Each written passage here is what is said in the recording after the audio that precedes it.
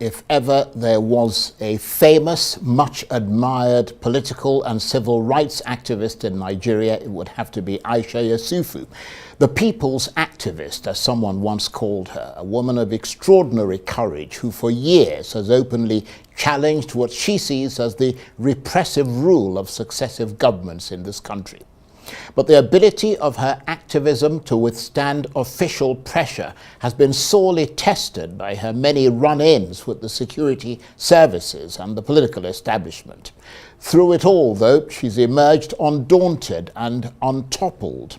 And last year, she became an influential figure in the Labour Party's Obidient presidential campaign, pitching her considerable oratorical and activist skills behind their attempt to win the keys to the Aso Rock presidential villa.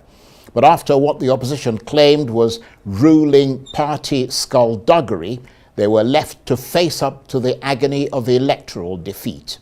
Today, Aisha Yesufu is pressing ahead with her push for good governance and her untiring efforts to erase Nigeria's afflictions of human rights abuse, corruption, and prolonged economic chaos. She has a massive following online, through which she connects with her more than 2 million active supporters and followers. It's clear she's not going anywhere. But after so many years in the trenches, how confident is she that her activism can help deliver real change in Nigeria? With more on all that, I'm suitably delighted to say that I'm joined now in the studio by one of Nigeria's best-known political campaigners and civil rights activist, Aisha Yesufu. Thank you so much for coming in. Thank you so much for having me. And I hope you don't mind my saying it, but I was observing at the outset that you lost a bit of weight. Was that on purpose? Yeah, it's on purpose. I'm 50 now, and I want to be 18, and I want my husband to remember the babe he got married to. Well, I have to say you're looking very good. Thank you. And you, of course, emerged from that disappointing defeat of the Labour Party in the 2023 election, and since that time you've had to contend with the fact that the ruling APC party and President Bola Tinubu are the de facto and de jure rulers of Nigeria. What impact has that had on you? So for me, the 2023 election, there was no defeat. The Nigerian people won. And we know that Mr. Peter Obi won the presidential election, Labour Party won it.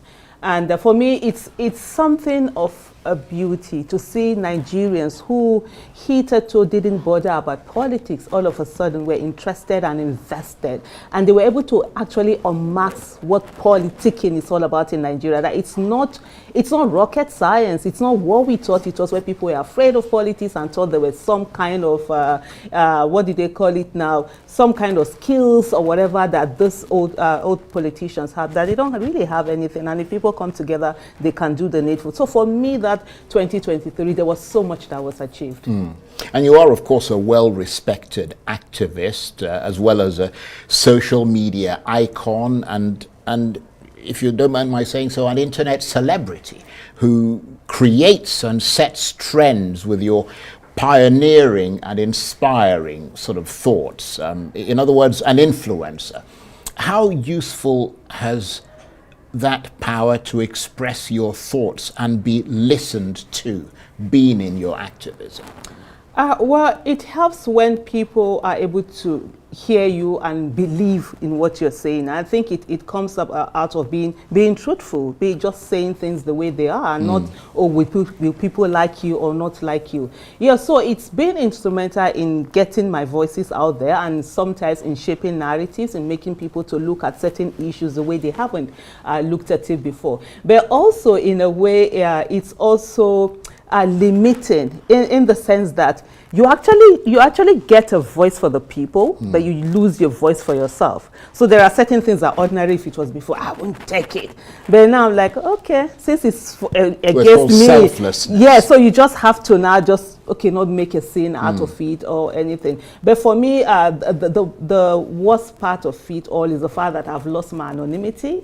I used to love it when I would go out and people see me in a job and actually look meek. I have a meek appearance. So people are like, okay, this one, can she even speak English? And then when I start something, like, oh, who is that? But I don't have that now. Before you even get there, you don't even know the person, but the person knows you. And somehow, for me, that loss of anonymity, just being in a place where nobody knows you're there, just do your thing and just walk away. I've lost that, and it's not a good thing for me all the time. Yeah. And that's the price you've had to pay for your forthrightness and your activism. But in that regard, how do you keep your morale up? Because, I mean, when you become the voice of the people and you become the focus of the forces that are trying to suppress the voice of the people, I mean, that must be quite uncomfortable. How do you keep your morale up? How do you put on a bright face against the backdrop of the darkness that you have vowed to fight against? So for me, the first thing that I do is that I ensure that my inside match my outside. So if I'm happy, you're going to see me happy. If I'm sad, I'm going to be sad. If there's something that make me cry, now I'm going to cry. So I don't try to hide, hide my emotions and all of that. And one thing also I do know is the fact that integrity is very expensive. Having character is extremely expensive in Nigeria. And so I always ensure that I hold myself to higher standards than I hold other people. So before I'm saying, oh, you should do this, I should do that for something. My words mean a lot to me. Like for me, my words are my bond. If I say something, no matter how difficult it's going to be for me, I have to keep to the things that I've said. But most importantly, I don't know how to say this, but most importantly, it's being contented. For me, I always say it, I think a few days ago I was saying it to someone, I said, look, if something is above my means, above my husband's means, I don't want it. And I'm not going to go to anybody's office. I said, look, I can be on the streets of Nigeria today if conditions warrant it, and I will be hawking pure water. I would not feel an iota of shame because I'm doing an honest job. But I would never, ever go to anybody's office where I'm looking for contract, or I'm looking for job, or I'm looking for appointment, or I'm helping somebody look for appointment. And I get a lot of people who come to me who feel, oh, but you're popular, but you could go and meet and ask for this thing or that thing. I'm like, no, I don't do that. That's the reason why I have a mouth. That's the reason why I can call out anybody that has done something when I want to call them out, because I'm not feeling that, oh, I will need something from them, or I've already taken something from them. So it's quite, sometimes it's difficult in terms of the fact that even like your businesses, there's certain loss that you get. Like my husband is a chartered accountant. He has an accounting firm. He's a partner there. Sometimes there are certain, because of me, there are certain things that the firm has to, lose and stuff like that because of my stance and something like that. But hey, I married a great guy and he's always supportive. And like in this word, he always says, whatever will make you happy. So no matter the loss and everything, he is ready to be there with me and for me to do the things that I'm doing. So my home support is amazing. My kids, my husband, family, great. Well, that's good to hear. But beyond that sort of home support that you talk about, would you say that today the political landscape in Nigeria is much darker and much bleaker from the point of view of your political activism as an opponent of President Tinubu and the APC? After all, the APC was re-elected and its power looks more entrenched than ever, and the Labour Party that you supported seems to be imploding. So first of all, for me, APC was not elected. APC, they rigged their way into office. That's my own opinion. Aisha Yesufu, that's my name. And I'm not putting water in my mouth when I say it. So that's on one part. In terms of the political space, it's not bleak. It's extremely bright. Governance, yes, it's bleak. It's been bleak for like over 8 years. We've been there over the time, like over a decade. And that's why we got to where we are today. But I can tell you something. In 2018, I think, 2017, 2018, it took a lot to even tell Nigerians, we were doing the red card movement. And we were saying to Nigerians, look, there can be an option outside of APC and PDP, outside of the two main two main parties. And many people didn't believe. Many people, people thought we were crazy. We were going all around the country, speaking about this thing. Today, people have seen that it's not only an option, but it's doable and it can be done. And for me, that's a huge thing. In nation building takes, it's very slow. So it's not something that, oh, you expect that, yes, you do this and then you get in there and that's it. No, it's very slow. I mean, there are a lot of setbacks. So as far as one must do, and this is something that I constantly do, is that you must continuously look at the little wins and take them. If I look at where we used to be, where young people didn't bother about politics, where a lot of citizens weren't bothered, people didn't even understand the relationship between governance and their lives. And I look at it, I'm like, politically, yes, we've gone a long way. But in terms of governance, of course, it's bleak because it has been there for over a decade. Even when we're on the streets, those are part of the things. Governance had gone, haywire. And today where we are, there's no government in Nigeria. That's one thing. There's no government. We're just on autopilot. We're just free-flowing. Yes, there's someone who claims he's the president of the Federal Republic of Nigeria. There's someone, but people are not feeling the impact of governance. It's not about you carrying the key, getting yourself sworn in and being at Aso Villa and being able to appoint ABCD. It's about what positive impact have you made in people's lives. If you've not made any positive impact in people's lives, come on. You can, how do they put it? It could be like paracetamol, but no fit be paracetamol. I forgot the other name, Shabe. I no one do advert for somebody. But given all that, I mean, do you feel, given what you just said, do you feel lost in terms of what's next for you politically? Oh, absolutely not. I'm not lost. I know what for me, it's the next step. See, I am one person who, before I do something, I really think about it and I look at all the commitment that it's needed. And when I commit to something, I go on. I never, even as a child, even as a young person, I never focus on the result. What I focus on is on my effort. What am I doing? Yes, the result might have gone not the way that it was supposed to be, not the way, but what am I doing? That's what is most important for me. And so that's what I'm still focusing on.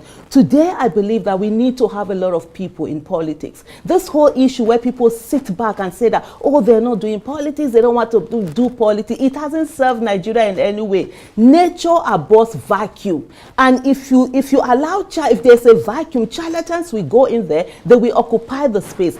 First of all, we need people with second jobs in politics. Politics should not be people's primary jobs. That's one of the problems that we have here. We need people with competence, character, capacity running for offices. We need people being part of politics. And even if you're not running for office, you could be a party member, you could be one of the delegates, you could be someone who is going to be a party agent. There are so many things that you could do within that political space. And so it's very important for us to begin to do that. The legislative arm of government, I keep saying it, is the bedrock of democracy. The legislative arm of government is more powerful than the executive. The only thing is that the executive controls the pulse of the nation. So what are we doing to send people to the legislative arm of government? Today, election in Nigeria is very expensive. It's not about whether bribing or doing anything. Just doing the normal things you're supposed to do. Election is quite expensive, and not a lot of people have that money. Even if they have that money, you can't expect someone to bring their own personal money and use it to run for office. Then it's no longer politics. It's now business. When they get in there, they're going to get their monies back, and they're also going to get monies that they will use for the next election. So we as a people, we must put our monies where our votes are. We must begin to say to ourselves, what are we going to do? I've said this before. If 1 million Nigerians decide to give 1,000 naira every month, put it together in a common purse, we will have 1 billion naira every month. 12 months, in a year, that will be 12 billion. In 4 years, that will be 48 billion. 48 billion can help in putting the monies needed for election to be able to send a substantial amount of people to the National Assembly and the state houses of assembly. These are the people that will make the laws. They make laws, they have oversight function, they ratify treaties. Even when there's appointment, they confirm appointment so that they will make laws that are pro-people, not laws that are just, for regime protection. That's a very interesting idea. And are you still an active member of the Labour Party? I've never been a member of the Labour Party. So I am a supporter of Mr. Peter Obi, and there are candidates of us that have come out. So you had nothing really to do with the Labour Party? I mean, well, I've supported some of their candidates, but I've never been a member. Up till now, I've not yet been a member of a party, but anytime that I am, definitely to be made public. It's part of the things that I also need to do, and a lot of Nigerians need to do, because at the end of the day, the parties, there are no internal democracies in these parties, and these parties are the ones that give us the people that will govern us. We need to have people in the parties, all the parties that are out there, whether there are new ones or whatever. We need to have people that would ensure that the best are the ones that are fielded, not the worst. You were willing to work within the machinery of the Labour Party because Peter Obi was the presidential candidate, so you couldn't have supported him in isolation from the Labour Party. So when you say I don't know whether it's really within the machinery, because I was his supporter. I worked with him. So I wasn't really in the machinery of but of course, because Peter Obi was running under Labour, yes, I did support Labour and other candidates whom I felt, their competence, they had the competence, character, capacity to lead. Like even the 2023 election, I remember in Enugu State, I supported Frank Weke Jr., who was running under ABGA. For me, it's always been, I've always said it, I think in the last 5, 6, 7 years, I've always said that for me, it's more about candidates rather than the parties.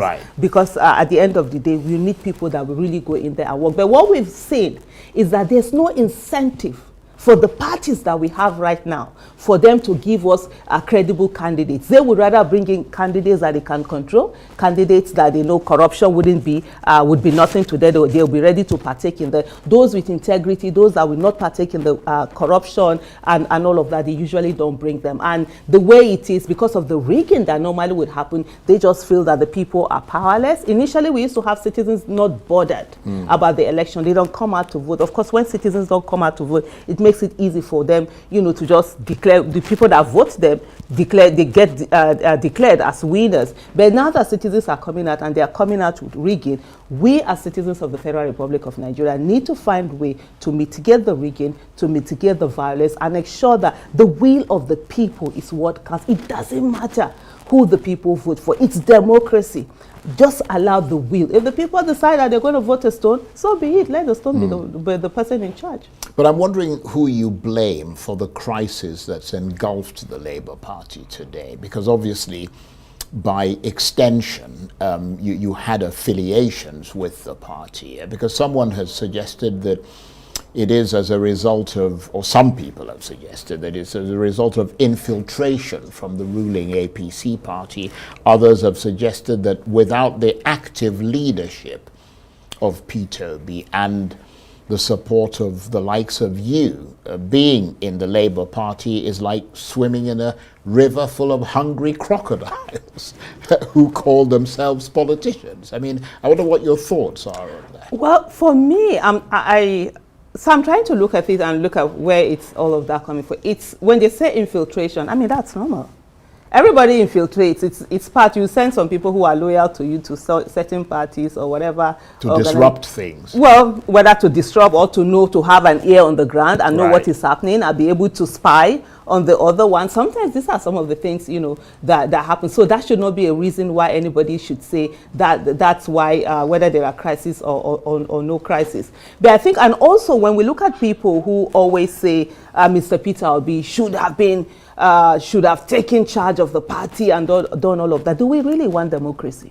If we want democracy, democracy has to start from parties, internal party democracy. What we are used to in Nigeria is the fact that there's one person who controls the machinery of the party. So hijacks the party, owns it, puts all the money out there, makes all the decisions. And that was what, people are also expecting of Mr. Peter Obi. I was also on his case. And I was like, repeated, like, I was like, no, you need to. Then, it dawned on me. And when we kept having our conversation, I'm like, okay, we're doing the same thing. When we want a dictator to be in charge of the party and hold the party and make them by force be online rather than allowing democracy to happen. The thing is that Mr. Peter Obi is a member, he's a card-carrying member of Labour Party. He's not a member of the NWC, he's not a party official, so he's really just one person amongst other people there. So expecting that, oh, he is the one, expecting him to come and do that is the same kind of politics. Then by the time he gets there, just like we've seen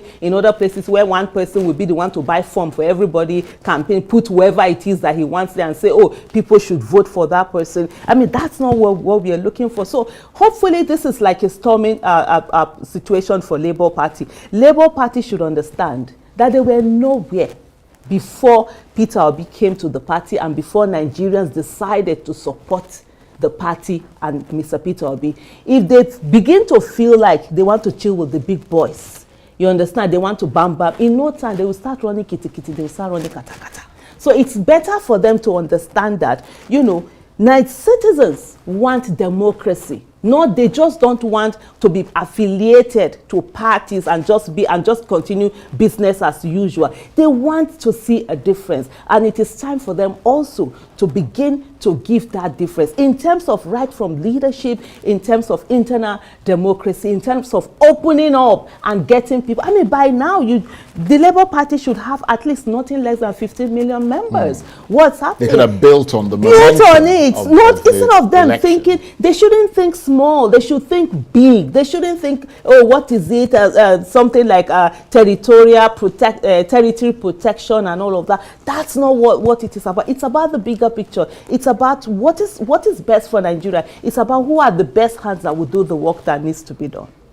Right, but beyond the Labour Party in particular, do you think that opposition politicians in general are right now failing the people of Nigeria who face so many economic and social problems? Oh, they've been failing since 1900. There hasn't been any opposition in Nigeria since 2015. And even up to now, there's no opposition. Yeah, but Peter Obi is part of that opposition. Yes, no, the party isn't doing anything. The party that he is part, Mr. Peter Obi is part of, he's really not playing opposition. It's just there. I don't know what they're doing. But Mr. Peter Obi himself, that he is playing the opposition. So he's literally almost as if he's that lone voice who is, you know, playing that opposition within the political space. But the party that he belongs to, no, they haven't played opposition at all. They failed Nigerians, absolutely. And, you know, it was the fact that opposition had failed Nigeria. That was why Nigerians were looking for an alternative. And they went on with Labour Party, and we expect Nigerians expecting that Labour Party has failed them as well. No, they have failed. There's no two ways about it. We can't see red and call it black. They have failed. They haven't done what that was expected of them. There is more that they can do, because right now, with the suffering that is happening, with the fact that insecurity, people are being killed left, right, and center. Nothing, not a word, nothing. People are suffering. People can't feed themselves. You know. Is it yesterday there was a report? Amnesty International has a report of a young man. I can't remember which of the states, whether it's Borno or something, who stole some noodle, and then police, you know, he was arrested. Police beat him to death, and you know, he died in the hospital and all of that. People are hungry. People are going through so much. Where is the opposition? They're supposed to be the voices of the people. One of the things I always say to people is that, because I see a lot of people like, oh, Aisha, you used to do advocacy. Why are you doing politics? I say advocacy, activism, and politics are the same thing. They are supposed to be for the greater good. The only difference is the approach. Where the advocates and activists, we point out what the problems are. The politicians are supposed to solve those problems. So right now, the opposition, they have failed. They're just waiting for the years to roll by, and then in the next 4 years, they will not start, or is it 3 years now? They now start telling citizens to come out and vote for them. It's not just about democracy. Is not just about electioneering. It's about dividends of democracy and ensuring that the lives of the people are better. Right now, where are the policies? We have policies that are crazy. I mean, Naira went from where to where to where, and I remember people insulting me, abusing me because I said, "Hold your dollars, you know, closer." Right now, even at the moment, at the time where they brought in their kangaroo, you know, policies and decided that they were going to force the Naira to be strong. What happened? You cannot govern with propaganda. That is not it. And some of the questions that I asked, and I asked people, I say, look, okay, fine, the naira, it was almost 2,000, naira to $1. It's coming down now. What is it that was done? Is it that Nigeria have stopped importing crude petroleum products? Is it that we are now exporting more crude oil? Is it that we are now manufacturing more things and selling? Is it that our politicians are no longer going outside to go and buy vehicles and all of that? I can't remember. There's a particular, I think it's customs, that it was reported that they're going to use how many